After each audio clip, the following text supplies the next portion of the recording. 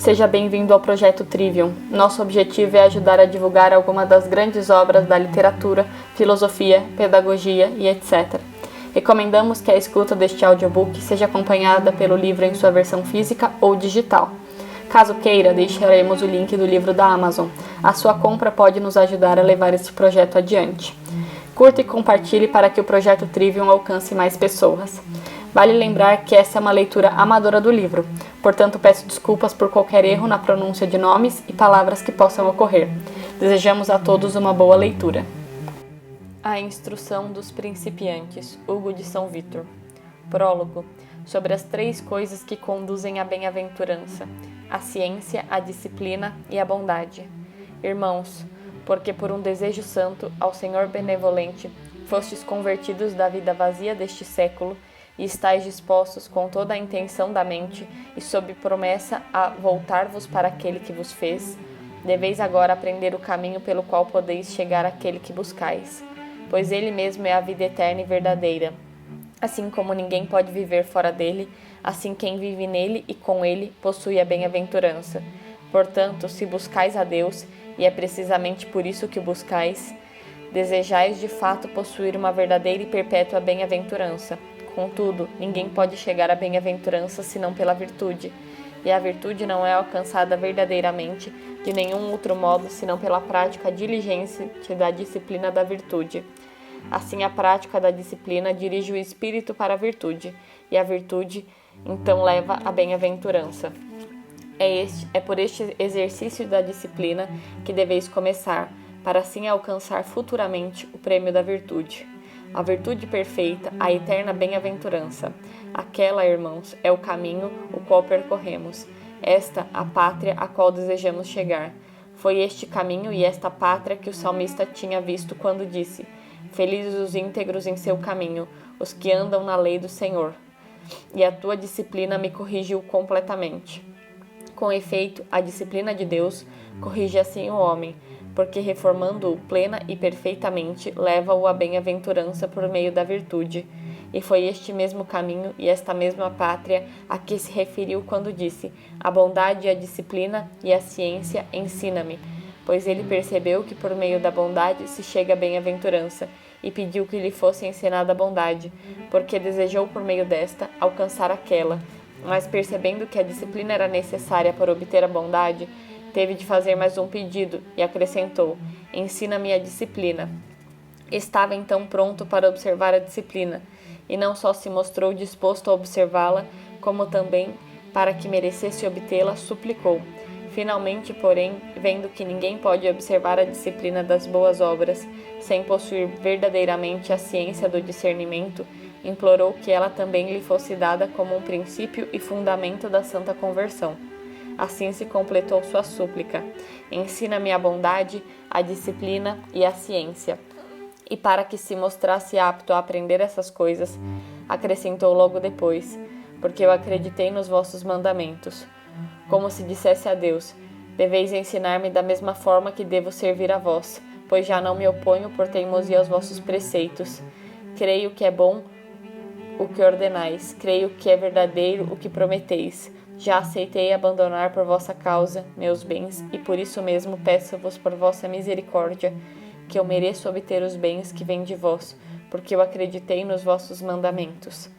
Assim também vós, irmãos, pela graça de Deus, acreditastes em seus mandamentos, e deixastes as vossas coisas por causa dele. Buscai agora as coisas de Deus, para que por meio delas mereçais alcançá-lo. Acreditastes no mandamento daquele que disse: se queres ser perfeito, vai e vende tudo o que tens, vem e segue-me, e terás um tesouro no céu. Mateus 19:21. Fizeste aquilo que ele mandou, esperais o que ele prometeu. Pedi-lhe agora aquilo que ele oferece para vos ajudar a obter o que esperais. Daqui em diante, nenhum afeto carnal vos impeça de receber a sua graça. Deixaste pai, mãe, irmãos e irmãs, parentes e amigos, e vos dispusestes a percorrer o seu caminho. Agora nada colocais à frente do seu amor. A ele apenas buscai, de tal forma que por só terdes em vista o possuí-lo. A todos os encantos deste mundo vós os julgais amargos como o absinto, e a todas as glórias e honras da terra como o estrume. Entrai, portanto, em seu caminho e correi para ele. Quanto mais rápido chegardes, mais cedo tereis descanso. O caminho é a ciência, a disciplina e a bondade. Pela ciência se chega à disciplina, pela disciplina se chega à bondade, e pela bondade se chega à bem-aventurança. É por isso que começamos a falar convosco, para que, na medida em que o Senhor permitir, nós vos instruamos a respeito deste caminho pelo qual se chega a ele. Capítulo 1. Por quais modos se obtém a ciência de viver retamente? Primeiramente, deveis saber que esta ciência, que pertence ao ensino de viver reta e honestamente, deve ser adquirida e examinada de muitos modos, pela razão, pela doutrina, pelo exemplo, pela meditação das Sagradas Escrituras e pelo assíduo exame de suas próprias ações e hábitos. Pela razão deve o homem diligentemente considerar, à medida em que pode por si mesmo discernir, o que é lícito e o que não é lícito, o que é adequado e o que não é adequado, em cada ato, em cada lugar, em cada momento e relativo a cada pessoa. Capítulo 2. O que deve estar presente em todo ato.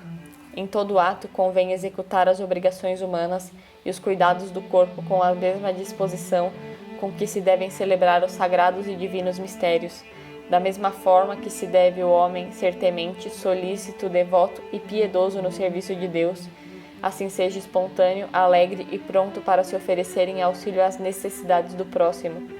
Do mesmo modo que se deve ser simples, honesto e não incomodar ninguém naquelas coisas que são sua responsabilidade, assim também seja sempre simples para consigo mesmo, disponível ao próximo e devoto a Deus.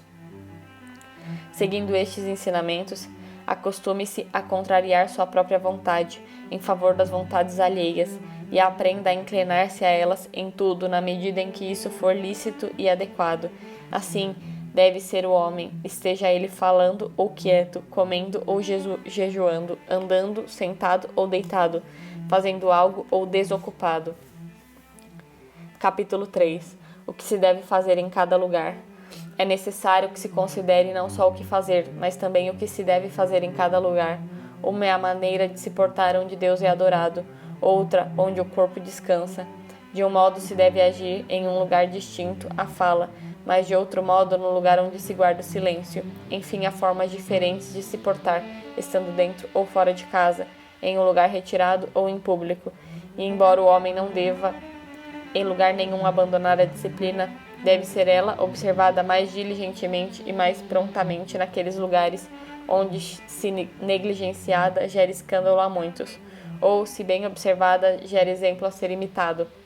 Há de se discernir, portanto, quais são as coisas que, para bem guardar a disciplina, em parte alguma podem deixar de ser feitas, e quais são, ao contrário, as que, conforme o lugar e conforme o tempo, ora devem ser dispensadas e ora devem ser praticadas. Frequentemente, todavia, aquelas coisas que são necessárias enquanto somos vistos pelos outros exigem certa prática anterior, também em particular, porque se no oculto as negligenciamos, depois não conseguiremos usá-las bem estando em público. Assim, ou somos indisciplinados e causamos escândalos aos que nos observam, ou esforçando-nos desastrosamente por simular aquilo que não está em nós, tornamo-nos motivo de riso. Capítulo 4. O que se deve fazer em cada tempo. À semelhança da consideração sobre o lugar, há de se considerar também os tempos de agir. Um é o modo de se portar durante a noite, outro durante o dia. A noite é o tempo do silêncio e do repouso. O dia é o tempo do esforço, da movimentação e do trabalho. À noite, os homens devem estar sozinhos consigo, ou recompondo com o sono o corpo cansado, ou empregando no silêncio o espírito em orações e santas meditações. De dia, os homens saem de sua solidão e se reúnem, mostrando-se a fim de verem e se imitarem mutuamente. Ora, é lícito que as repreensões, encorajamentos e exemplos de boas obras sejam dados e recebidos. Ora, é vergonhoso prescrutar os atos alheios, sendo intrometido. Ora, quem não lhes presta atenção para imitá-los é com razão chamado de apático e inútil. Na hora da refeição, não deve ser o nosso agir, depois que comemos, o mesmo que o aquele antes de comer. Antes de comer, convém que sejamos mais alegres, para que o nosso jejum não pareça pesado e incômodo. Depois convém que sejamos mais modestos e calados, para que não se pense que pelo vício da gula nos tenhamos inflamado. Quando se está em jejum, é tempo de estudo e de oração, mas depois de comer já é tempo de trabalho. Naquele primeiro momento, deve exercitar-se o espírito, enquanto ainda ele está leve para as atividades que lhe são próprias. Depois da comida, porém, a carne, assaltada pelo impulso da gula, deve ser reprimida com o trabalho. Do mesmo modo, os dias de guarda exigem zelo e comportamento diferente daqueles requeridos no dia que é lícito trabalhar. Nos dias de guarda, devemos nos reunir mais zelosa e espiritualmente na igreja e nos dispor mais devotamente para celebrar os mistérios divinos. Devemos preservar por mais tempo na oração e demonstrar nas vestes, no caminhar e no agir maior devoção para com o culto divino. Não devemos fazer nada que não seja santo, que não seja divino e que não nos seja ordenado. Devemos afastar a língua das conversas vazias e os pés das idas e vindas. Devemos fechar os olhos, inclinar o rosto, elevar a mente e entregar todo o ato e todo o movimento do coração e do corpo ao serviço divino.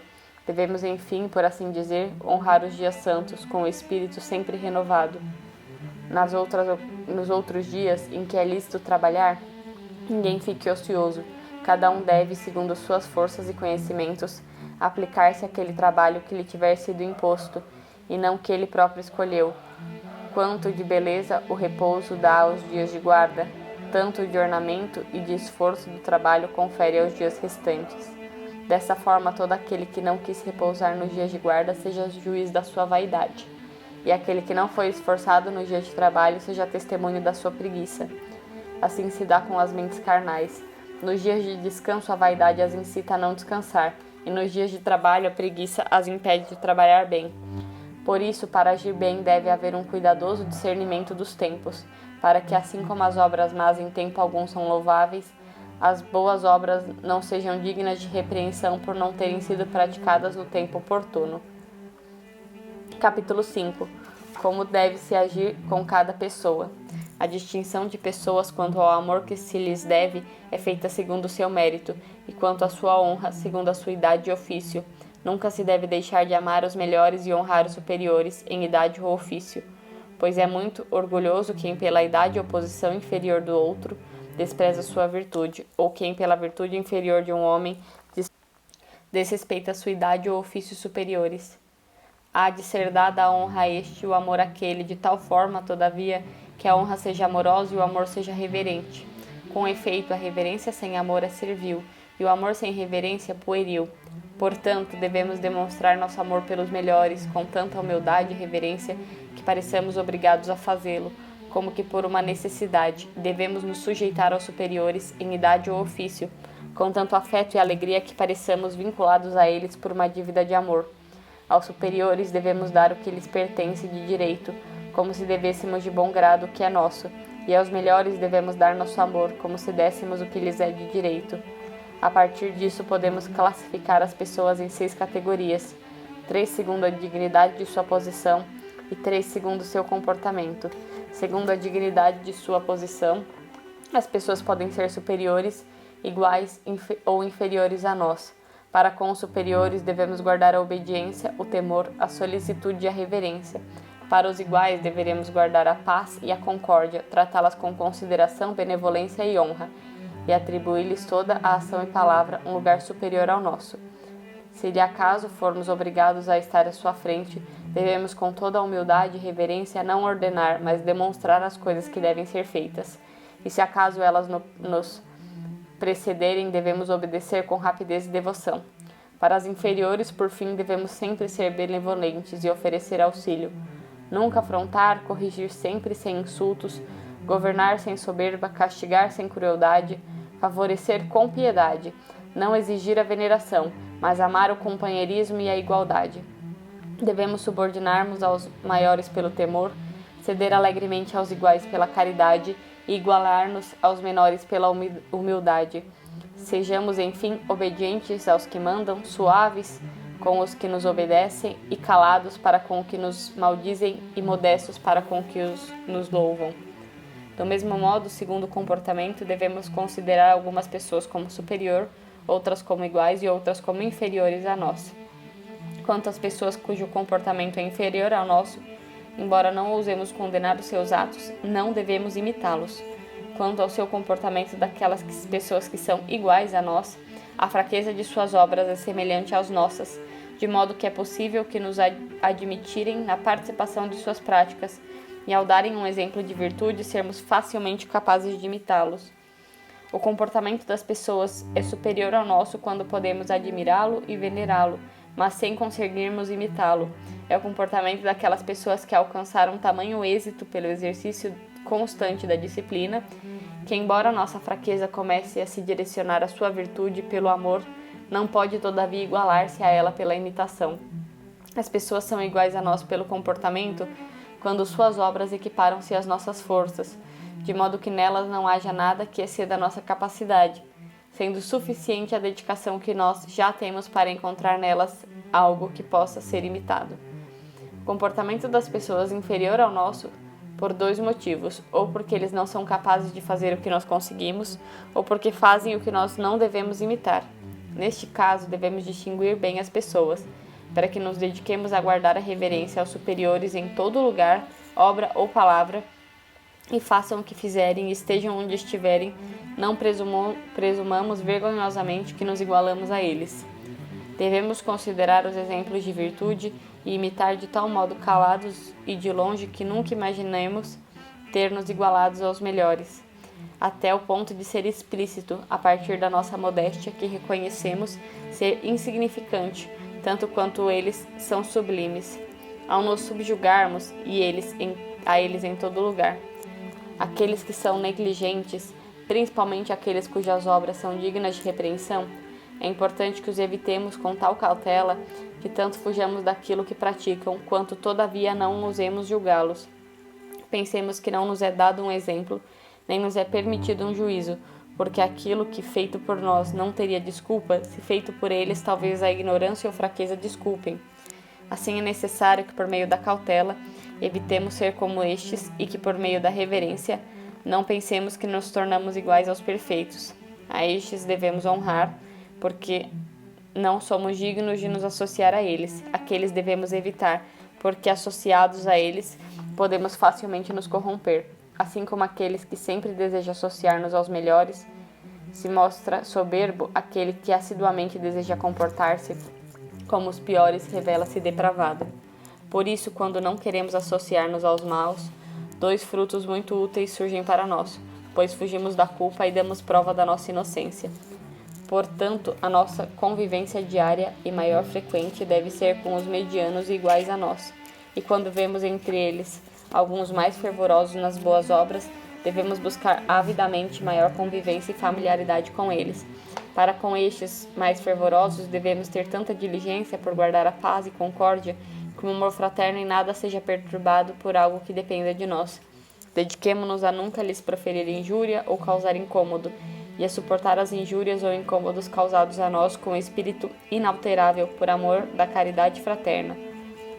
Dediquemo-nos a jamais agir como eles de forma arrogante ou teimosa, ao contrário, em toda obra estejamos sempre preparados, tanto para ceder ao que constantemente nos dão ordens, quanto para oferecer de bom grado auxílio aos que trabalham. Contudo, não é raro que entre iguais surjam rixas e causas por emulação de virtude, querendo um se mostrar melhor que o outro. Por isso é necessário que nos contenhamos com grande controle e discernimento, para que, assim como foi dito, não levemos nossa ajuda àqueles que não a querem, nem a neguemos àqueles que a pedem, já que em ambos os casos a motivação pode ser inveja. Se, porém, desejamos oferecer auxílio a alguém em alguma situação, há de se oferecê-lo com tanta humildade e mansidão que fique manifesto que não buscamos o mérito da obra, mas a participação no trabalho. Empreguemos, por fim, muito esforço no mais que nos compete, para que não sejamos pouco pacientes no trabalho, pouco rápidos na obediência dos preceitos e pouco fervorosos nas obras da caridade, de tal forma que nosso bom comportamento reflita o incentivo recebido daqueles dos quais tomamos a forma e o exemplo das boas obras. Finalmente, irmãos, se quiserdes meditar assiduamente todas essas coisas, sabereis e entendereis rapidamente o caminho da disciplina, que pelo exercício das boas obras há de vos levar à consumação da bondade. Mas se não for suficiente a investigação e o discernimento dessas coisas, tereis com a ajuda de Deus a doutrina da qual ouvireis e o que fazer, os exemplos dos bons nos quais vereis isso já feito, e para que também nesta parte não falte o serviço da nossa exortação, mostrarei agora rapidamente de que forma devereis portar para conhecer a doutrina e para imitar os exemplos dos santos. Capítulo 6. Como deve ser quem quer instruir-se bem pela doutrina.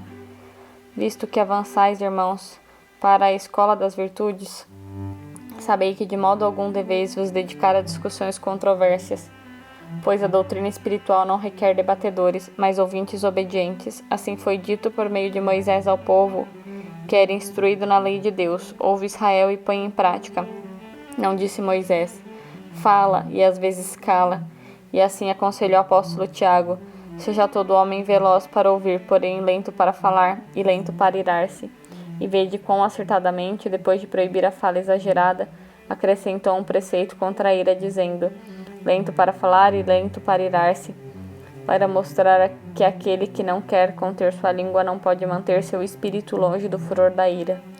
A fala excessiva dá origem a controvérsias, as quais induzem a língua a injuriar e maldizer. A maledicência, todavia, inflama o espírito para a ira, e o que é mais grave, para o ódio entre irmãos. Por causa disso, a Eucaristia diz: não faltará pecado na fala excessiva, e tu não fugirás dele entregando ao falatório. E o apóstolo Tiago, depois de dizer que todo gênero de feras selvagens pode ser domado pelo homem, diz: porém que a língua é uma peste indomável que incendeia toda a nossa vida, que por isso é perfeito o homem que não usa sua língua para ofender. As rixas e as controvérsias sempre nascem de uma raiz pestilenta. Não há dúvida, visto que, se antes de tudo o coração não se inchasse de soberba, por dentro de forma alguma a língua externamente fora de guarda da humildade passaria a proferir afrontas.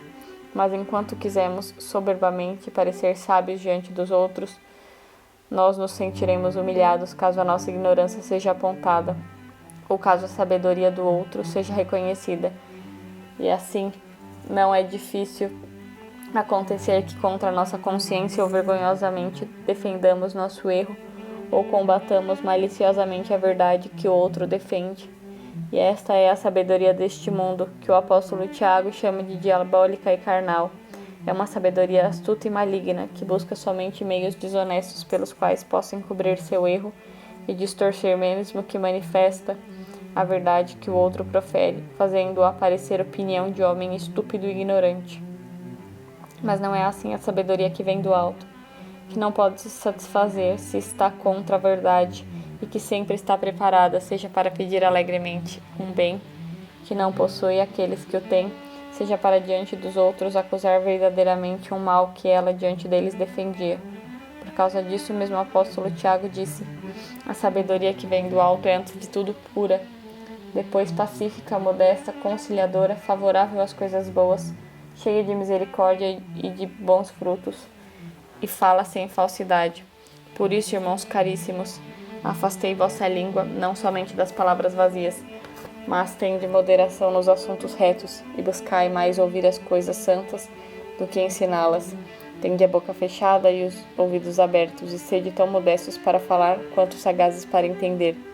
Que vos baste, se assim a situação exigir, insinuar humildemente aquilo que sabeis aos que vos pedem explicações, e que nunca vos ponhais defender vossas palavras contra os que resistem, porque, de acordo com o que já vos disse, as brigas dão causa a muitas moléstias, e quando a língua se dá à fala em excesso, em breve como uma porta é aberta ao inimigo, para perturbar a paz do vosso coração. Resta, portanto, irmãos, se quereis verdadeiramente ser discípulos da verdade, que procureis viver de tal forma que a verdade possa facilmente vos persuadir.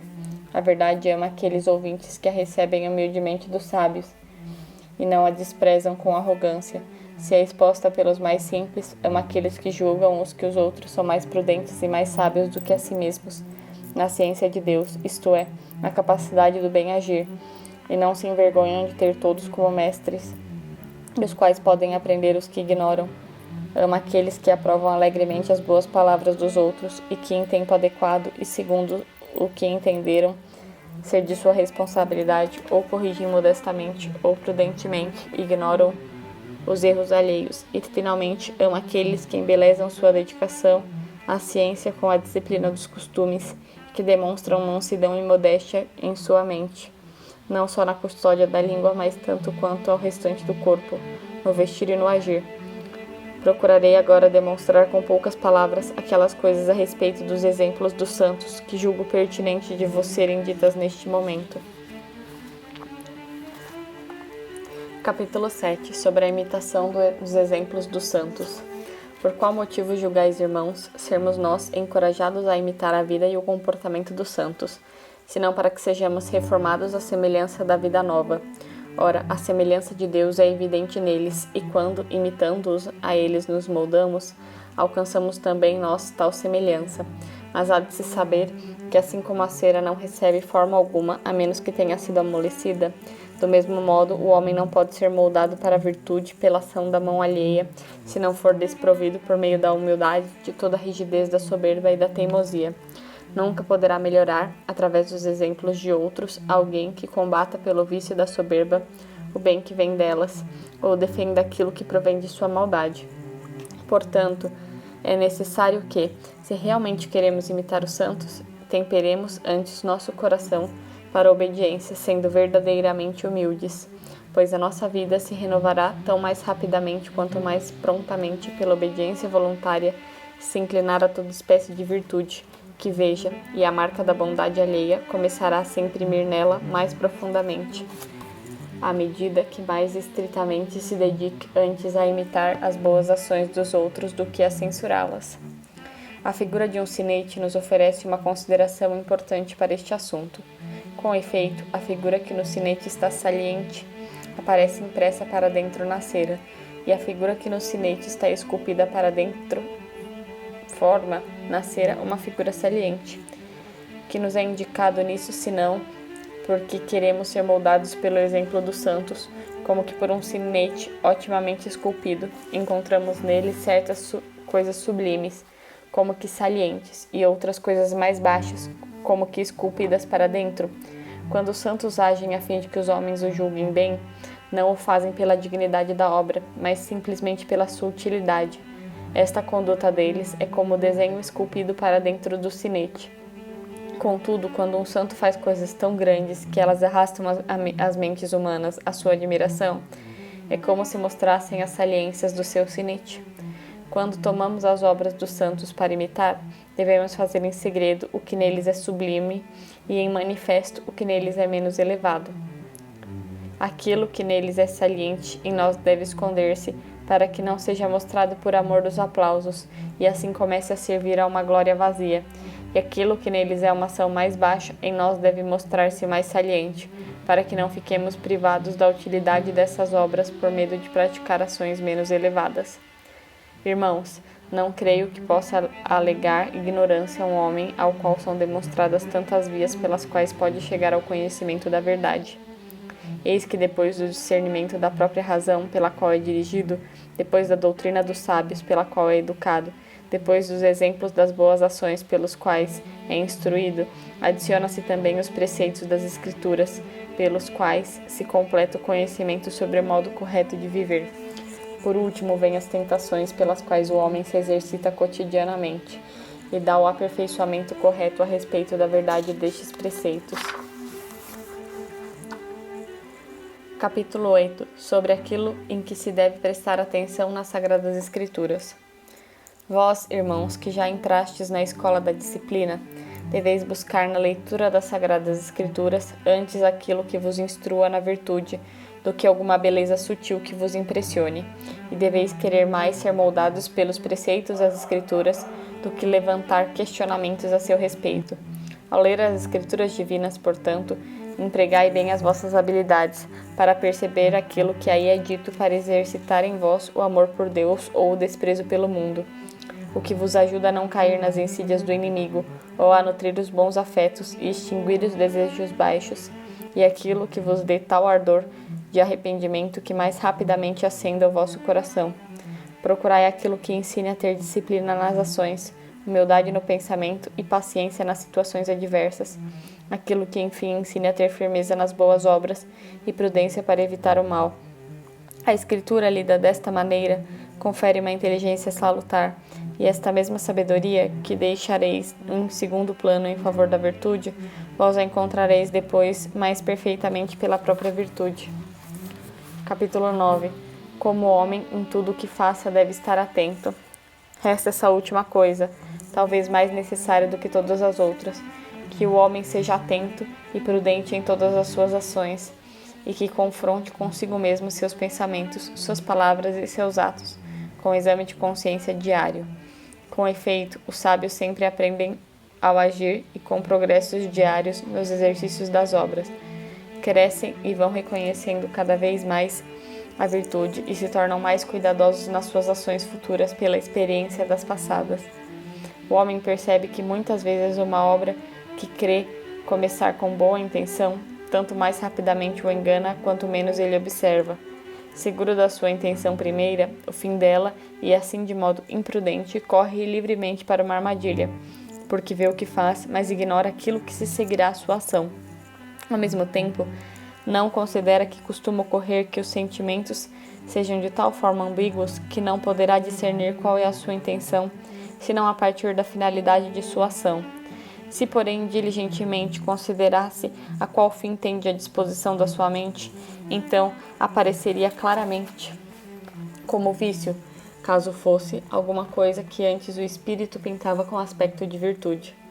Novamente, encontra-se aqui outro grande motivo por que esta atenção prudente é necessária em todo lugar, pois o homem se torna tanto mais perito no bem-agir, quanto mais diligentemente examina suas ações e se esforça por superar a si mesmo cotidianamente, ao meditar o que faz. O que deveria fazer, se faz aquilo que deveria fazer, se o faz na quantidade e na qualidade necessária, se mistura algo mau a uma obra boa, se dedica a devoção necessária a um bem que faz, se ama a boa ação alheia como ama a sua, e se repreende uma ação má como repreende a ação má do outro. Será melhor, portanto, o homem que todo dia convoca o juízo da sua vida. De manhã, quando deve levantar, considera o que fez durante a noite. De tarde, quando vai deitar, considera o que fez durante o dia. E quando se tornou mais rápido para fazer o bem, ou mais constante para vencer o mal. Se acaso tenha feito algo que não devia, se porventura tenha caído nas insídias do inimigo de alguma obra sua, poderá precaver-se de ser enganado depois, de tal modo que uma tentação futura não o tome desprevenido e o lance a uma obra má, nem a negligência o afaste de uma obra boa. Julgo que exercitar assim o coração, dedicando-se a estas coisas, para qualquer um chegar rapidamente àquela ciência boa e saudável, que, como dissemos acima, o salmista pedia para que pudesse guardar a disciplina e a bondade. Resta agora que exponhamos o que nos cabe dizer a respeito da disciplina. Ensinaremos primeiro o que é disciplina, em seguida qual é o seu valor e, por último, de que modo deve ser observada. Capítulo 10. Qual é a disciplina e qual é o seu valor? A disciplina é um comportamento bom e honroso, ao qual não basta apenas não fazer o mal, mas dedicar-se também a fazer o bem, de forma irrepreensível em todos os aspectos, ao mesmo tempo, a disciplina é o movimento ordenado de todos os membros e a disposição adequada do corpo no vestir e no agir.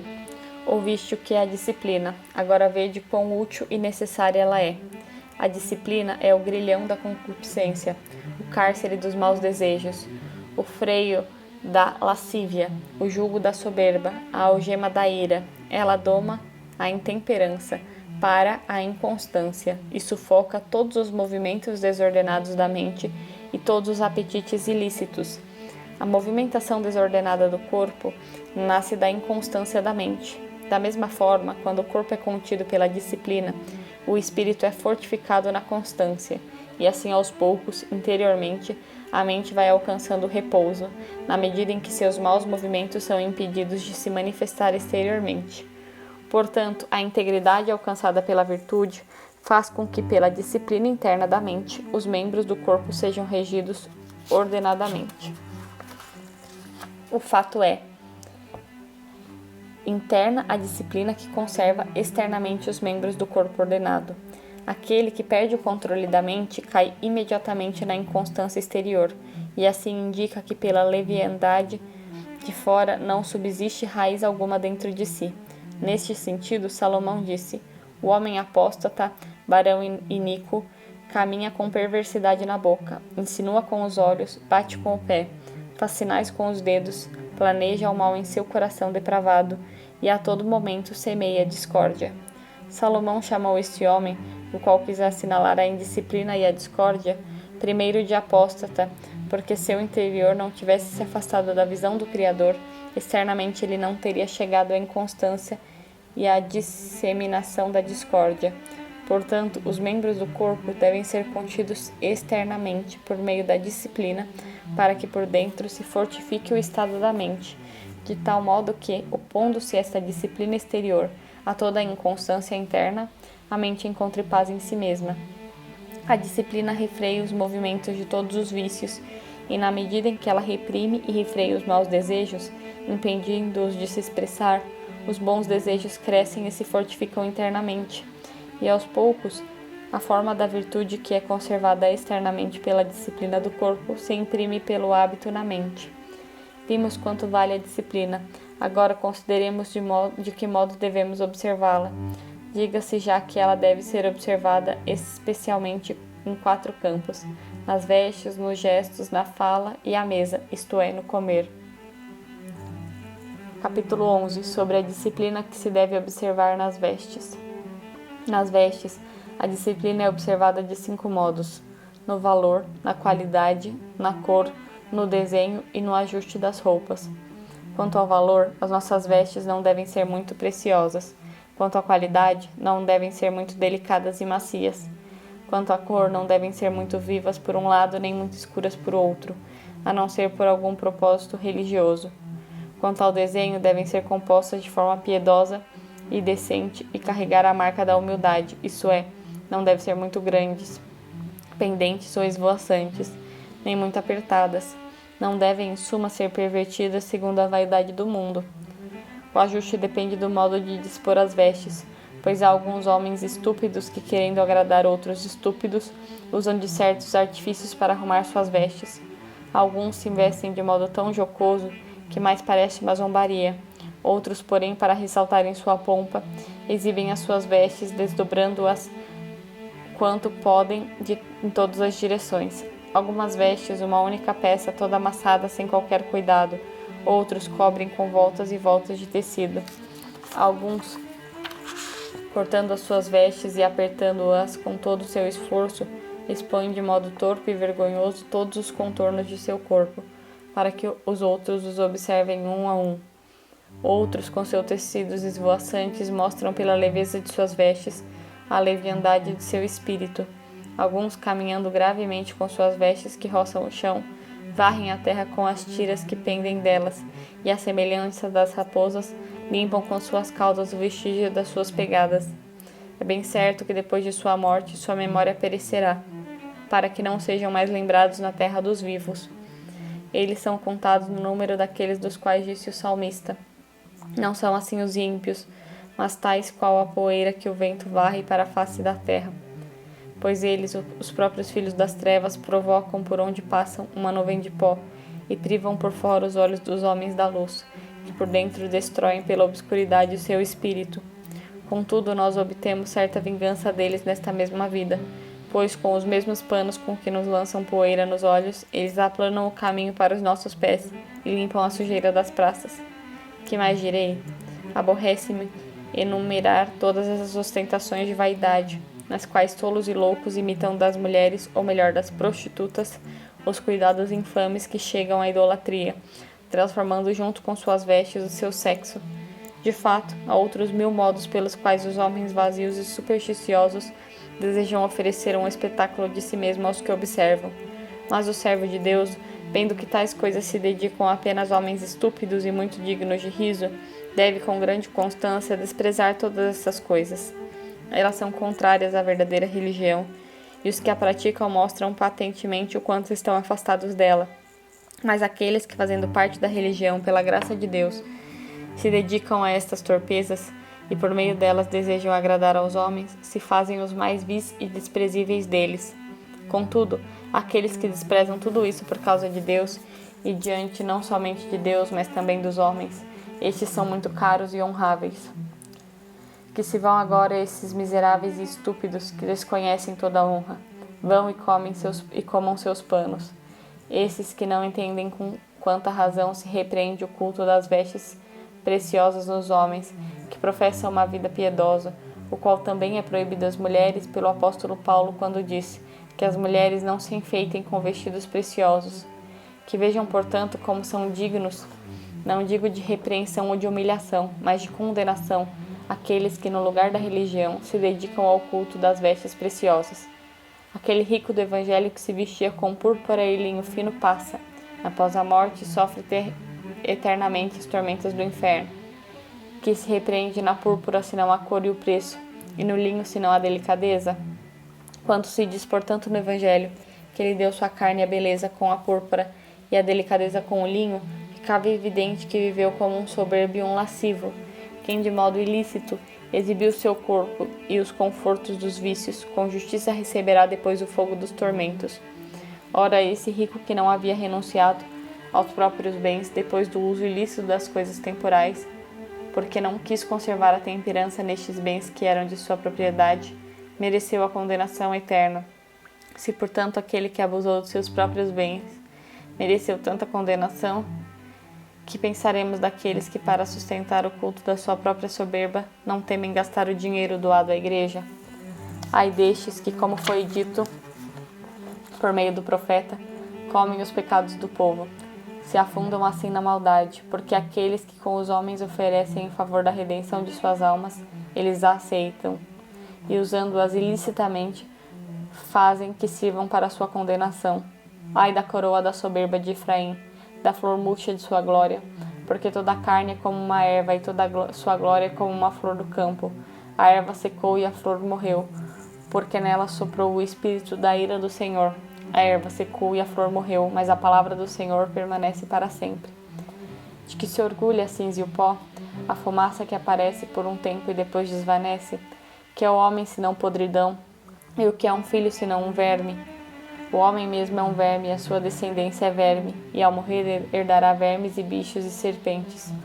Porque honrar e adorar a carne, se nada mais ela é senão carne, que há de útil em buscar uma glória temporal por fora nas vestes e não considerar a podridão da corrupção que está em nós sempre permanece?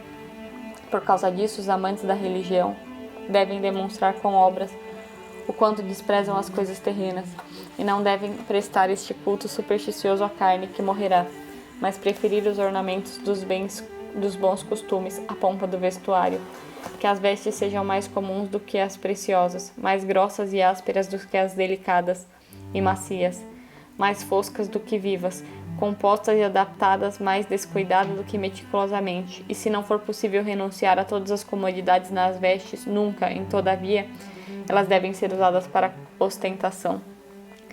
Conselhos afáveis poderiam ser suficientes a homem de boa vontade, para a educação da modéstia e humildade, mas sei que são necessárias mordidas de lobo para arrancar do caminho de um erro antigo aqueles que já têm o espírito duro e rebelde.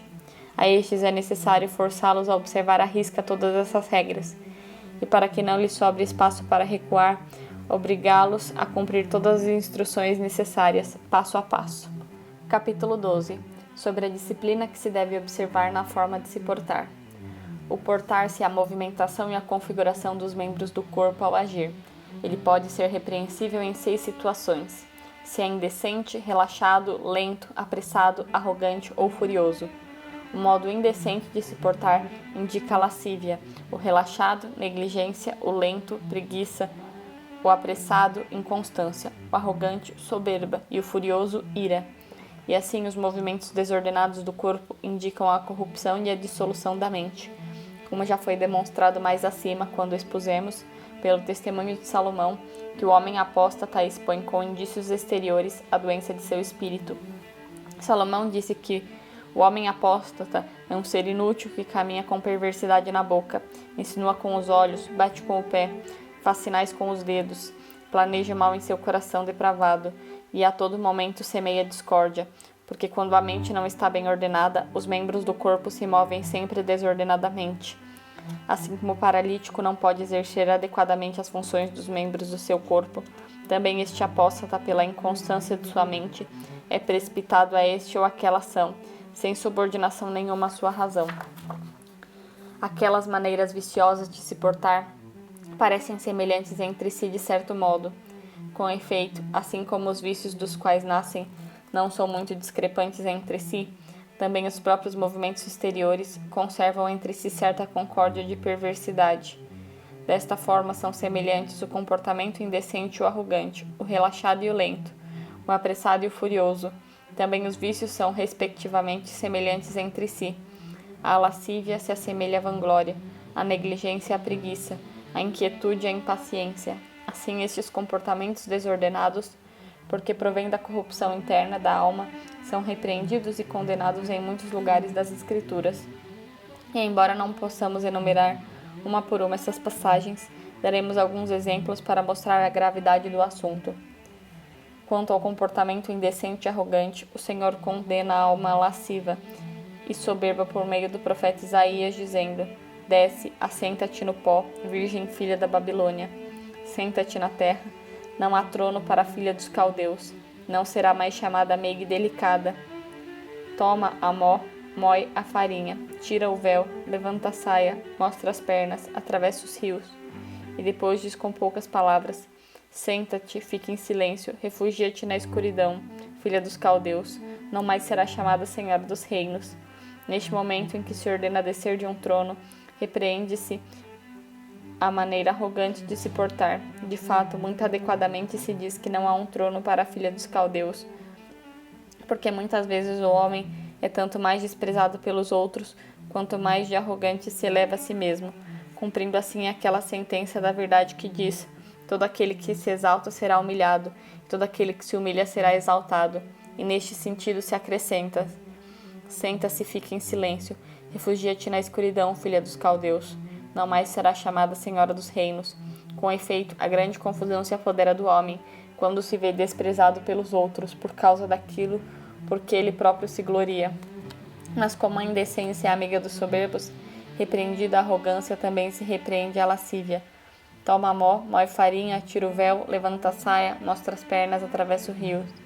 Não será mais chamada meiga e delicada. Disso já se vê claramente pela Escritura quão odiáveis a Deus são os soberbos, que ele rebaixa severamente, o lascivo, que ele repreende com aspereza.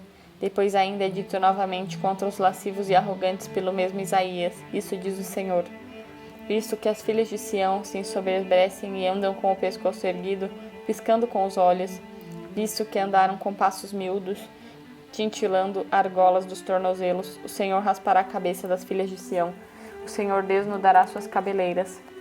Nota-se assim a arrogância em andares com o pescoço erguido, pisando com os olhos, e a lasciva de andar com os passos miúdos, tintilando argolas dos tornozelos. Segue-se então a pena dos arrogantes, em o Senhor raspará a cabeça das filhas de Sião, e a pena dos lascivos, em o Senhor desnudará suas cabeleiras. A pena do luxo das vestes preciosas, que costuma acompanhar este vício, é dada em seguida. Naquele dia o Senhor lhe tirará o ornamento das sandálias e os colares, meia-luas e argolas, braceletes e tiaras, broches e tornozelas, cintos e caixas de perfume, anéis e argolas para o nariz, vestido de gola e mantilhas, chales e bolsas, espelhos e vestes de linhos, fitas e mantos. Então, em vez de perfume, o fedor; em vez de cinto, uma corda; em vez de tranças, calvície; em vez de faixa, peitoril, o cilício. Eis quão diligentemente são as enumeradas tantas insígnias da vaidade. Mostra-se assim quão severamente são examinadas por Deus aquelas coisas nas quais os homens julgam ter pouca ou nenhuma culpa. Ao relaxado e ao lento, repreendeu-o Salomão, dizendo: perto da terra do preguiçoso eu passei, junto à vinha de um homem insensato. Eis que as urtigas enchiam tudo, os espinhos cobriam o terreno, e o muro de pedra estava por terra. Vendo isso, aprendi uma lição em meu coração. Até quando dormirás, preguiçoso? Quando te levantarás do teu sono? Um pouco de sono, um pouco de torpor, um pouco de mãos cruzadas para descansar. virá a miséria correndo para ti. Maledicência te assaltará como se fosse um homem armado. E aconselha: vai ter com a formiga, ó preguiçoso. Olha para os teus caminhos e sê sábio. Pois ela, não tendo chefe, nem guarda, nem príncipe, prepara no verão o seu alimento, apanha no tempo da ceifa sua comida. Respeito do preguiçoso. Como o vinagre para os dentes e a fumaça para os olhos, assim é o preguiçoso para o que lhes confiaram algo. E sobre o relaxado: a mão diligente dominará, a mão relaxada servirá com tributos. E novamente, respeito do preguiçoso. O preguiçoso quer e não quer, mas a alma dos que trabalham se fartará. E novamente do relaxado: o que é frouxo e dissoluto no trabalho é irmão do dissipador. E de novo do preguiçoso: o preguiçoso põe sua mão sobre a axila e nem sequer a leva à boca. E assim se segue. Os desejos do preguiçoso o matam, porque suas mãos não querem trabalhar. Diz o preguiçoso: há um leão no caminho, serei morto no meio da rua. A porta gira em seus gonzos, como o preguiçoso revira em seu leito. E assim se diz no livro do Eclesiástico a respeito do preguiçoso, do lento e do relaxado. Ao preguiçoso é atirado no esterco, só se fala dele com desprezo. O preguiçoso é apedrejado com excremento, quem o tocar sacudirá a mão. Poderia ser dado ainda muitos outros exemplos de passagens das Escrituras que expõem os relaxados e preguiçosos à repreensão ou humilhação. Essas palavras, todavia, já vos bastam para aquilo que quero apresentar. Ao inquieto e ao furioso, repreende o mesmo Salomão, com as palavras já citadas.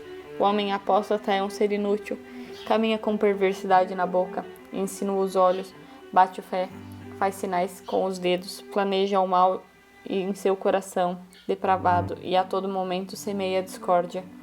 Com efeito, de repente, ele chegará à sua perdição, e não haverá mais remédio. Ele demonstra com suas próprias ações quão próximo está da perdição, e só o pode fazer exatamente porque já perdeu a paz em si mesmo. E é evidente que, por causa da inconstância e impaciência interior, na primeira ocasião propícia, ele se entregará externamente ao furor. Por isso, muito adequadamente, depois de se enumerarem os sinais da inconstância, insinua com os olhos, bate com o pé, faz sinais com os dedos. O indício do furor é expresso logo em seguida, e a todo momento semeia a discórdia, porque, como foi dito, a tranquilidade interna é perdida principalmente pelo vício da inconstância e da inquietude, e, em consequência da mente agitada, é lançada a armadilha do furor. E embora o que se diz em insinua com os olhos, bate com o pé, faz sinais com os dedos, seja tanto um sinal de inquietude quanto de furor, a ordem da perdição, todavia, costuma ser que o homem primeiro se perde na inquietude, para depois se entregar à impaciência do furor. Contudo, porque a inconstância ora se expressa como impaciência, ora como lascívia, o comportamento inquieto também concorda com o indecente e, em consequência, com o arrogante. Salomão indica e entre os imprudentes, entre os jovens, um adolescente incauto. Passava ele na rua perto da morada de uma dessas mulheres e entrava na casa dela. Era um anoitecer, na hora em que surge a obscuridade da noite. Eis que uma mulher lhe sai ao encontro, ornada como uma prostituta e com o coração dissimulado. Inquieta e impaciente, seus pés não podem parar em casa, umas vezes na rua, outras na praça, e em todos os cantos ela está de emboscada. Abraça o jovem e o beija, e com um semblante descarado lhe diz, e logo depois continua: põe-se ele logo em seguida como um boi que é levado ao matadouro, como um cervo que se lança nas redes, até que uma flecha lhe transpassa o fígado, como um pássaro que se precipita para o laço sem saber do que se trata de um perigo para a sua vida. Ninguém, portanto, pense ser de pouca importância os movimentos torpes dos membros, porque de forma alguma a Escritura repreendia em nós tão severamente esses movimentos exteriores do corpo, se eles não manassem da corrupção interior da mente, da imaginação perversa e dos pensamentos indecentes. Assim, a disciplina tem grande valor por restringir os movimentos depravados do espírito, pois quando os maus desejos são impedidos de fluir para fora, também para dentro eles se enfraquecem e tendem a não mais aparecer. Ora, já descrevemos os vícios na forma de se portar, e agora a ordem exige que definamos qual é a medida da disciplina em cada gesto. E embora não possamos definir caso a caso, disse algo para esta finalidade, e é mais útil do que nada dizer. Primeiramente, portanto, há de se observar diligentemente que em cada membro se cumpra o seu próprio ofício, para que um não usurpe o do outro. Em seguida, que cada um cumpra seu dever tão adequada e modestamente, que não ofenda os olhos dos que observam. É digno de repreensão quem falha em qualquer uma destas duas coisas, isto é, seus membros confundem entre si os seus ofícios, ou se mesmo que não se confundam, não cumprem adequadamente aquilo que é dever de cada um. Quanto ao primeiro ponto, o discernimento das ações deve ser observado para que cada membro faça aquilo para que foi feito, para que a mão não fale, nem a boca ouça, nem olhos assuma o ofício da língua. De fato, algumas pessoas que não sabem escutar, senão com a boca aberta, como se o sentido das palavras chegassem ao seu coração por meio da boca. Outras, o que é pior, que ao agir ou ouvir, estendem a língua como cães sedentos e conduzem-na a todo momento pelo lábio, como se fossem comer. Outros, falando, estendem o dedo e erguem as sobrancelhas, giram os olhos, do contrário, fixando-se em alguma consideração profunda. Mostrariam a magnificência de seu esforço interior. Outros fazem pender a cabeça, mexem nos cabelos, arrumam as roupas e, deitando-se de lado e estendendo os pés, forjam uma figura bastante ridícula em sua ostentação. Há outros que, como se as duas orelhas não tivessem sido feitas para ouvir, torcem o pescoço e estendem uma só delas para captar a voz de quem fala. Há outros que, imitando não sei que imagem, a fim de ver alguma coisa, fecham os olhos e abrem o outro. E outros mais ridículos que falam fragmentando seu rosto em duas partes. Enfim, há, além destas coisas, 1000 feições horrorosas, 1000 deformações de nariz, 1000 contorções dos lábios que deformam a beleza da face e convém a disciplina. O rosto é o espelho da disciplina, com o qual devemos ter grande cuidado, pois qualquer má disposição sua não poderá ficar escondida. Ele deve guardar a temperança e a mortificação em sua forma de se portar, para que não se enrijeça, nem se amoleça por falta de virtude, mas que mantenha sempre uma rígida doçura e um doce rigor. Quando há outros membros do corpo, há pessoas que andam como se remassem com os antebraços e, fragmentadas ao mesmo tempo que caminham na terra com os pés, voam no ar com a parte superior dos braços. Que monstro seria esse, que ao mesmo tempo possui o caminhar do homem e o remar do navio e o voar das aves? A ele se poderia aplicar aquela zombaria. Se um pintor quisesse juntar uma cabeça humana, um pescoço de cavalo e membros de animais de toda a ordem, aplicar plumas variadas e de forma que terminasse abjetamente em negro peixe a mulher de bela face, e em tudo a este quadro se assemelharia o livro cujas ideias vãs se concebessem, quais sonhos de doente, de tal modo que nem pés nem cabeça pudessem constituir uma só forma. Mas, para que não pareçamos escrever sobre sátira em vez de doutrina, e visto que já se enumeraram muitos exemplos acima, não devemos aqui também nos esquecer da modéstia, e talvez mostremos melhor em silêncio quantos negligentes e indisciplinados devem se envergonhar destas coisas.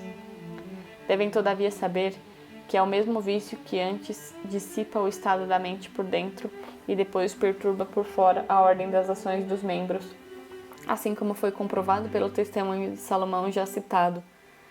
Quando a respeito dos homens apóstatas, antes se fala da perversão da mente, depois da perturbação das ações. Em um homem apóstata é um varão inútil, se nota o desvario da mente, e em caminha com perversidade na boca, insinua com os olhos, bate com o pé, faz sinais com os dedos, se demonstra a confusão das ações. É isto o que se diz no livro de Eclesiástico. Pelo semblante se reconhece o homem, pelo seu aspecto se reconhece um sábio. As vestes do corpo, o riso dos dentes e o modo de andar de um homem fazem-no revelar-se, porque por aquilo que bem ou mal se faz no exterior é indicado patentemente aos olhos do que se observam a qualidade interior do espírito, e por isso é muito importante que a disciplina se oponha a toda perturbação exterior e que restrinja cada membro ao seu ofício, de tal modo que enquanto um membro opera, o outro permaneça totalmente quieto ou se mova adequada e ordenadamente para cooperar, caso seja necessário, assim que nada seja feito confusa ou desordenadamente nos membros do corpo, mas que cada um deles saiba quando deve socorrer a um outro e quando deve manter-se quieto. O corpo humano é como uma república e cada membro foram distribuídos suas próprias funções. Quando um membro reivindica para si sem razão alguma a função do outro, que é isso senão uma perturbação da concórdia do todo? Quando um membro impede com seu movimento o movimento do outro, certamente ele desobedece à disposição dada pela natureza. O primeiro ponto da disciplina na forma de se portar é, portanto, que cada membro se contenha naquilo para o qual foi criado e que não confunda a função dos outros membros. Que os olhos vejam, as orelhas ouçam, os narizes cheirem, as bocas falem, as mãos trabalhem, os pés andem, de tal forma que não se alterem nem se misturem as funções dos membros desordenadamente. Segundo ponto da disciplina na forma de se portar é que cada membro faça aquilo que deve fazer de maneira e na medida correta, isto é, não faça nem menos nem mais, nem de modo diferente do que se deve, de maneira que não exceda nunca o limite da temperança ou a forma da virtude, ou seja, expondo em alguns poucos exemplos, rir sem mostrar todos os dentes, ver sem cravar demais os olhos, falar sem estender as mãos e apontar com os dedos, sem contorcer os lábios, sem mover demais a cabeça, sem levantar as sobrancelhas, andar sem variar os passos e sem dançar com os ombros, sentar-se sem afastar as coxas, cruzar um pé sobre o outro sem estender ou ficar mexendo as pernas, sem ficar se escorando de um lado para o outro, deitar sem espalhar os membros. É para terminarmos nossa fala sobre o assunto, digna-se que o homem deve se portar de forma graciosa, sem frouxidão, de forma calma, sem displicência, de forma grave, sem lerdeza, de forma ágil, sem inquietude, de forma madura, sem arrogância, de forma severa, sem impaciência. A impaciência tempera a frouxidão, e a frouxidão tempera a impaciência. A arrogância tempera a displicência, e a displicência tempera a arrogância. A inquietude tempera a lerdeza, e a lerdeza tempera a inquietude. Porque a virtude está no meio do caminho entre os dois vícios contrários. Sobre o portar-se, basta o que já foi dito. Se houver aqueles de coração tão duro que não possam ser movidos por estes conselhos, devem ser tratados com estímulos mais rígidos, para que façam à força aquilo que não querem fazer por sua própria vontade. Sei, na verdade, quão difícil é um coração endurecido pela malícia curvar-se à disciplina e à virtude, mas é necessário que quando a matéria dura e não se curva facilmente a uma forma, apliquemos a ela o fogo mais quente e a batida de um martelo mais pesado. Capítulo 13. Sobre a disciplina que se deve observar no falar. Primeiramente, o que falar.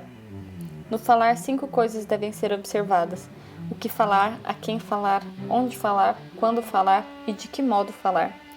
Sobre o que se deve falar, há de se dizer primeiramente que as conversas disciplinadas nunca devem ser ociosas. Em todas as conversas ociosas são ou nocivas, ou indecentes, ou inúteis. As conversas inúteis são as que não são proveitosas nem aos que falam nem aos que ouvem. As conversas indecentes são as que não convêm à dignidade daquele que fala, nem daquele a quem se fala, nem daquele de quem se fala. As conversas nocivas são as que pela persuasão conduzem as almas dos ouvintes ao erro ou à depravação. As conversas nocivas, indecentes e inúteis podem ser identificadas de 2 modos: segundo a qualidade do conteúdo sobre o qual se fala e segundo a qualidade das pessoas que falam, ou das pessoas das quais se fala, ou das pessoas das quais se fala. A qualidade das pessoas deve ser considerada de 4 modos, segundo a idade, ciência, o ofício e a condição. Segundo a idade, porque uma coisa convém à conversa dos velhos e outra à dos jovens. Segundo a ciência, porque uma coisa convém às conversas dos sábios e outra às dos simples. Segundo o ofício, porque uma coisa convém à conversa daqueles que tratam das coisas do mundo e outra das dos que se dedicam à vida interior e à contemplação. Segundo a condição e o estado, porque uma coisa convém às conversas dos que governam e outras às dos subordinados.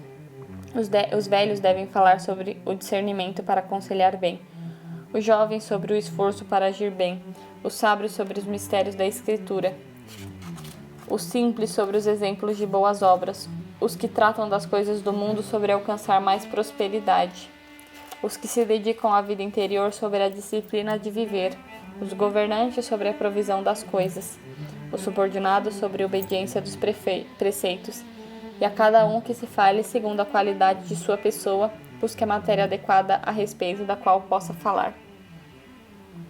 Capítulo 14. A quem se deve falar? Depois de se escolher o que falar, também se deve discernir a quem falar, porque assim disse certo sábio: a quem diz alguma coisa, a quem não ouve, é como quem desperta o outro de pesado sono. E não fales muito com o tolo, nem partas em viagem com o insensato. Salomão disse: quem repreende o ímpio arrisca ser desonrado. Não repreendas o zombador, para que ele não te odeie. Repreenda ao sábio, e ele te amará. Dá ao sábio e ele será mais sábio. Ensina o justo, e ele se apressará por aprender. Mas voltando ao livro de Eclesiástico, assim é dito sobre o discernimento para falar. Com o homem sem religião, trate sobre as coisas santas. Com o injusto sobre a justiça. Com uma mulher sobre sua rival. Com um tímido sobre a guerra. Com um mercador sobre seu negócio. Com um comprador sobre coisas para vender. Com um invejoso sobre a gratidão. Com um ímpio sobre a piedade. Com um homem desonrado sobre a honra. Com um lavrador sobre o seu trabalho. Com um operário contratado por um ano sobre o término de seu contrato. Com um criado preguiçoso sobre a grande tarefa. Assim os bons devem ora buscar, ora evitar a conversa dos viciosos. Devem buscá-la se estiverem certos de sua firmeza, a ponto de não temerem ser corrompidos, e se julgarem poder corrigi-los com sua exortação. Contudo, percebendo pouca firmeza em si mesmo, ou muita dureza nos viciosos, evitá-los para que não se corrompam por suas sugestões no momento mesmo em que tentavam em vão corrigi-los. Assim, quando falamos por causa da nossa própria edificação, falamos com aqueles que nos podem instruir na virtude. Quando falamos por causa da edificação do próximo, falamos com aqueles que julgamos poderem ser tirados dos seus erros por nossa exortação. Querer ensinar os sábios é soberba, e querer corrigir os obstinados é tolice. Causa injúria ao próximo aquele que não exibe reverência a alguém melhor do que si. Causa injúria a si mesmo aquele que, tentando corrigir o obstinado, provoca contra si sua ira. Portanto, quem fala com o outro primeiro considera se fala por causa de si ou por causa dele. Se fala em proveito de si mesmo, considere a pessoa com quem fala para saber se pode tirar dela aquilo que lhe deseja. Se, no entanto, fala por causa do outro, considera a pessoa com quem fala para que não vá ensinar a alguém superior ou corrigir um obstinado a quem não poderá mover. Se é assim, nunca devemos conversar senão para nossa erudição ou para a erudição do próximo, e devemos conservar na nossa própria fala uma disciplina que sempre nos leve a aprender do mais sábio, e assim, se nos for permitido, educar os ignorantes, e da mesma forma que fazemos perguntas sobre aquilo que mais nos incomoda, também devemos dizer à pessoa que nos ouve aquilo que é mais adequado para sanar nela o vício que combatemos. Falando, como foi citado acima, com o homem sem religião sobre a santidade, com o injusto sobre a justiça e com o preguiçoso sobre o trabalho duro. Facilmente reconhecemos as pessoas às quais devemos falar se consideramos diligentemente a natureza do que se há de dizer, porque convém ser dito a cada um aquilo que, com as palavras adequadas, ataque objetivamente o mal a ser sanado. Por exemplo, quando queremos louvar a constância, devemos falar aos covardes e não aos soberbos, porque o vício da soberba se esconde facilmente sobre esse pretexto. E enquanto pensamos em exortar os soberbos à virtude, falando-lhes desse assunto, eles se enrijecem mais ainda em seu vício.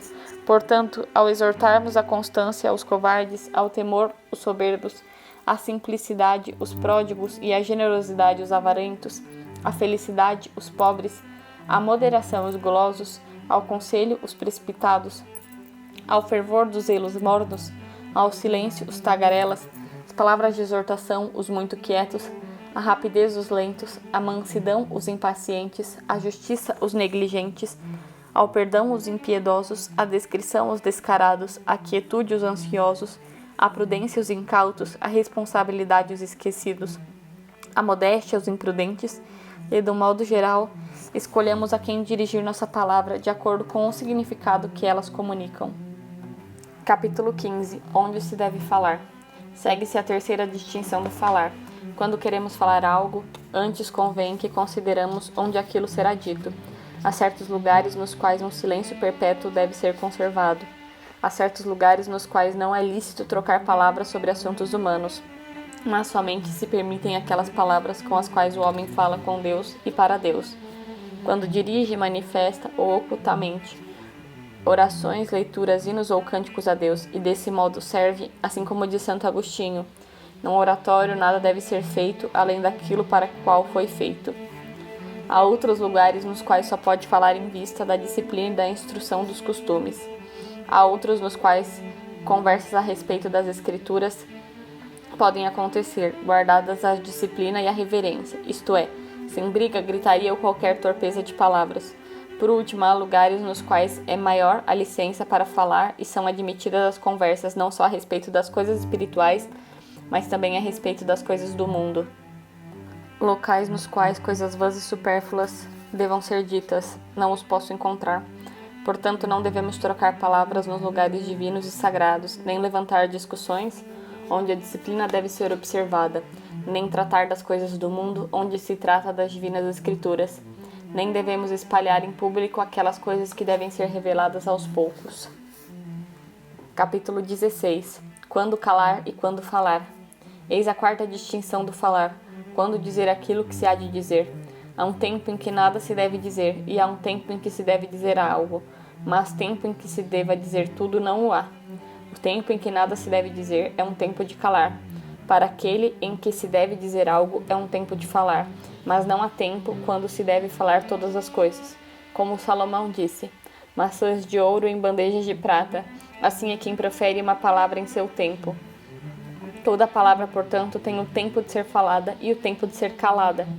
Demonstraremos melhor quando falar, se mostrarmos antes quando se deve calar. O tempo de calar deve preceder o tempo de falar, porque é no tempo do silêncio que se conhece melhor aquilo que no tempo da palavra se há de dizer. Ora, Salomão não disse tempo de falar e tempo de calar, mas sim tempo de calar e tempo de falar. E o fez assim porque, como já foi dito, é no silêncio que a fala toma forma que depois exprimirá na voz no tempo de falar. Às vezes devemos nos calar quando outra pessoa começou a falar antes de nós, para que não atrapalhemos nem aquele que fala nem aquele que ouve. Às vezes devemos nos calar quando consideramos que os ouvintes não estavam preparados para ouvir o que queremos dizer. Às vezes devemos nos calar para evitar falar muito, ou porque aquilo que iremos falar ainda não encontramos uma forma adequada, e proferindo assim, confusa e desordenadamente, palavras que deveriam ser edificantes, causaríamos incômodo aos ouvintes. Por fim, às vezes devemos nos calar quando estão diante de nós pessoas tais, de tal modo que algumas lhes devemos dirigir a palavra, que acontece de duas maneiras: quando estamos diante de pessoas de tal dignidade que lhes devemos reverência, e quando estamos diante de pessoas indignas de correção por causa de sua malícia incorrigível. Podemos provar cada uma destas coisas com exemplos das Escrituras, e muitas são as passagens que o fazem. O santo Jó, como nos mostra que não devemos interromper aqueles que começaram a falar antes de nós, mas sempre sustentá-los e esperá-los acabar, principalmente se falam coisas úteis e retas, quando diz o seguinte, na ocasião em que falava sobre sua própria disciplina e sobre a reverência dos outros para consigo. Eles me ouviam com grande expectativa e se calavam, atentos ao meu conselho. Não ousavam acrescentar nada ao que eu falava, e minhas palavras orvalhavam sobre eles. Quanto a calar-se por causa da fraqueza dos ouvintes, o Senhor o ensinou com seu próprio exemplo, quando disse, vendo que os apóstolos, ainda fracos de espírito, não estavam preparados para receber doutrina mais sublime do que a que já fora ensinada. Tenho ainda muitas coisas a vos dizer, mas não podeis suportá-las agora. Quanto a calar-se para evitar a fala excessiva ou precipitada, Salomão ensina dizendo: na fala abundante não faltará pecado, porém é muito prudente quem modera os seus lábios. Há outros exemplos. Os lábios do justo se ocuparam com o que é bom, mas a boca dos ímpios com a perversidade. Quem responde antes de ouvir mostra que é tolo e muito digno de humilhação. E por fim se diz no livro eclesiástico: não joareis a todo vento e não andes por todos os caminhos, porque é assim que o pecador de linguagem dobrada se revela. Sê manso para ouvir as palavras de Deus, a fim de que a entendas e fales com toda a sabedoria, de maneira verdadeira. Se tens a compreensão do assunto, responde ao próximo. Caso contrário, ponha a mão à boca, para não ser surpreendidos numa palavra descontrolada e saia desenvergonhado. Quanto a calar-se por reverência, no mesmo Eclesiástico se diz: não censures ninguém antes de estares bem informado, e quando te tiveres desinformado, repreende com equidade. Não fale antes de ouvir, e no meio dos mais velhos não se ponha a falar. Quanto a calar-se pela malícia dos ouvintes, Salomão ensina: não fales aos ouvidos dos insensatos, porque desprezarão o ensinamento da tua fala. E há outros exemplos: não te ires contra os maus e não inveje os ímpios. O sábio, se discutir com o tolo, quer ria, quer se irrite, não terá sossego. Assim, aquele que quiser evitar estes erros ao falar, provavelmente o conseguirá sem muita dificuldade. Quando souber para que fala, e o que há um tempo concedido àquele que deseja falar, e outro tempo reservado também ao que não deseja falar, o sábio evita da mesma maneira esses erros, se não se calar por negligência no tempo em que se deve falar, e não falar muito em todo o tempo em que lhe for permitido falar. Portanto, o tempo de falar é bem discernido, se o homem nunca se cala quando deve falar, e se não fala sempre, sempre que pode. Por fim, depois de demonstrar o que, a quem, onde e quando, resta que demonstremos de que modo falar. Capítulo 17. De que modo se deve falar? O modo de falar se constitui de 3 coisas: o porte, o som e a significação do que é dito.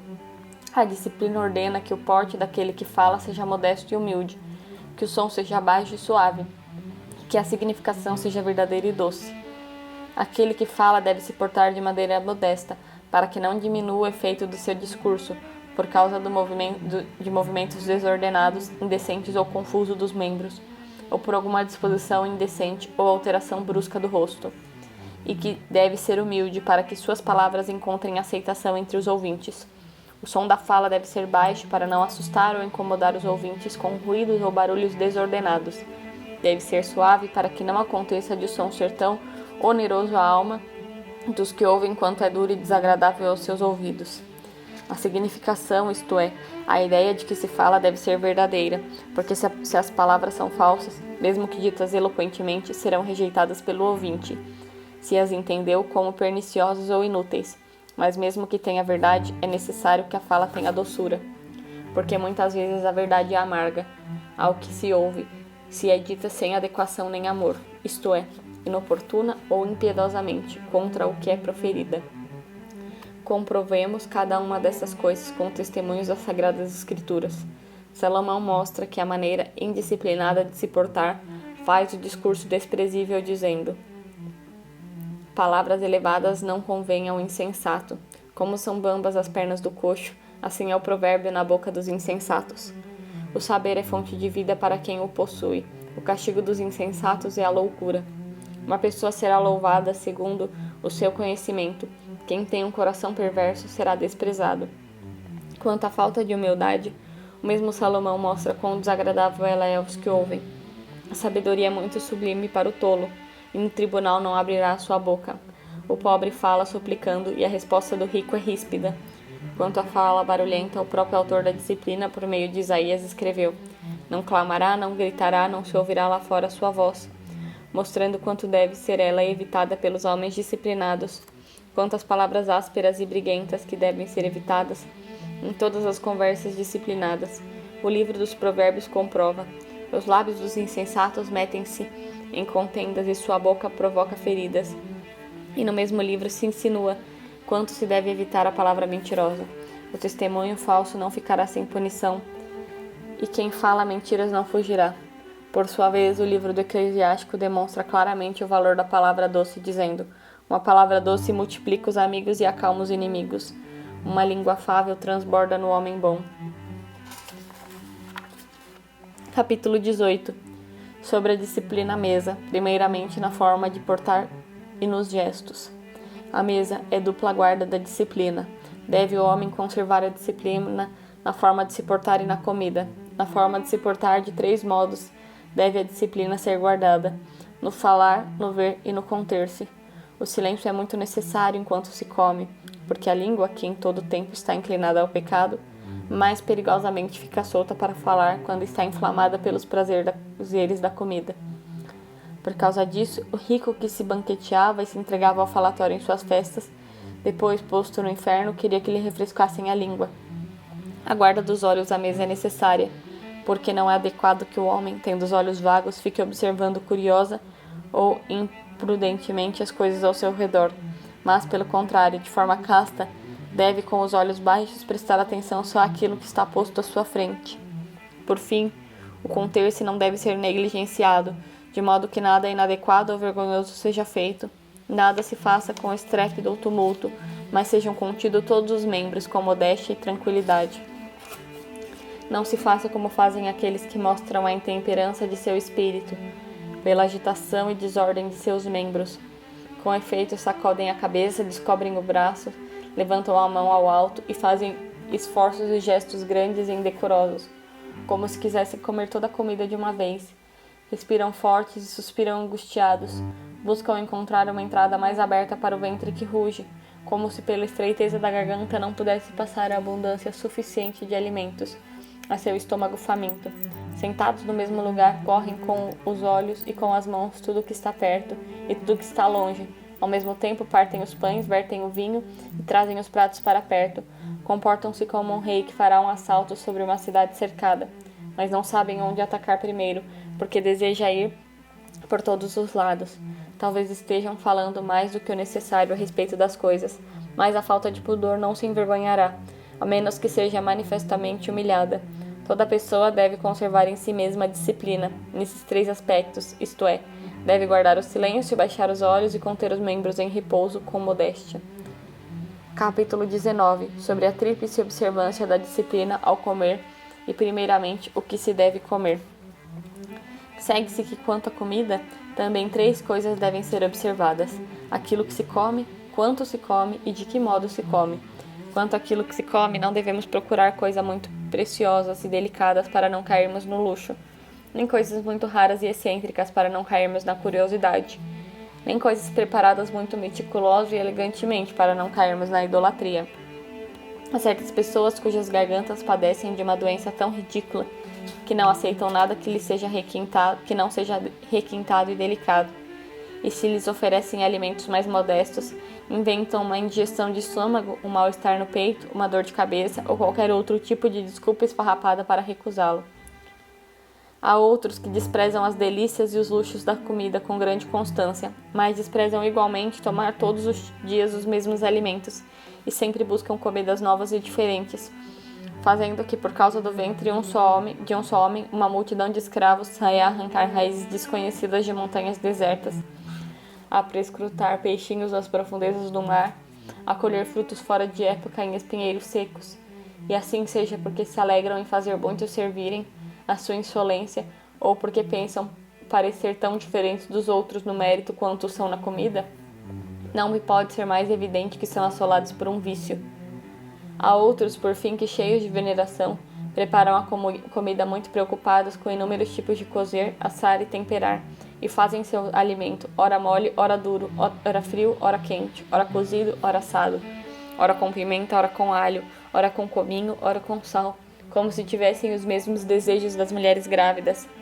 Estes certamente não merecem apenas repreensão, mas o riso, pois, como os donos do restaurante, que precisam atrair mais clientes, também eles estão sempre buscando intensificar o prazer que advém dos alimentos. Portanto, é necessário contra esse vício o rigor da disciplina, a fim de conter os excessos da gula dentro de certos limites, impedindo que as delícias desmedidas, as novidades e as preparações refinadas sejam buscadas. Capítulo 20. Em segundo lugar, quanto se deve comer. Segue-se a disciplina de quanto se deve comer, cuja medida parece ser uma quantidade que não seja contra a virtude nem acima da necessidade. Nem todo ventre precisa da mesma quantidade de alimento. Um necessita de mais, outro se mantém com menos. Contudo, aquele qual é menos é suficiente, tome mais cuidado com o limiar do supérfluo, que rapidamente pode ultrapassar, a fim de evitar a torpeza da comilança. Aquele ao qual maiores quantidades de comida é necessária, lembre-se mais da virtude, para que não seja levado, pensando em sua necessidade, a ultrapassar o limiar do supérfluo. Portanto, insisto, aquele a quem pouco é necessário, evite mais o que é supérfluo. Aquele a quem é necessário muito, atente mais à virtude. Assim, nem o primeiro irá transgredir os limites da temperança, caindo no que é abjeto, nem o segundo se esquecerá de crescer na virtude, caindo no exagero. Capítulo 21. Em terceiro lugar, de que modo se deve comer. Por último, cabe observar de que modo se deve comer e o que se relaciona com a limpeza e com a temperança à mesa. A respeito da falta de asseio à mesa, basta dar poucos exemplos, mas a partir destes, por semelhança, ela poderá sempre ser evitada. Com efeito, há pessoas que enchem demais seus pratos e depois não conseguem comer tudo, devolvem às vasilhas originais alguns pedaços que restaram. Há outros que mergulham os dedos no copo que contém sua bebida. Outros limpam na roupa as mãos engorduradas e depois voltam a mexer na comida. Outros, ao tomarem sopa, pegam com os dedos os legumes e fazem parecer e ao mesmo tempo comem e lavam as mãos. Alguns ainda, insistindo em repetir os alimentos com cascas duras e aderentes, quando mordidos, retiram depois os restos de seus dentes e os mergulham em seus copos. Como dissemos acima, expor estas coisas poderia-se ser-nos vergonhoso se não fossem praticadas e se devessem ser corrigidas. Envergonha-se agora, ouvindo quem agindo não quis guardar a disciplina. Basta deste assunto.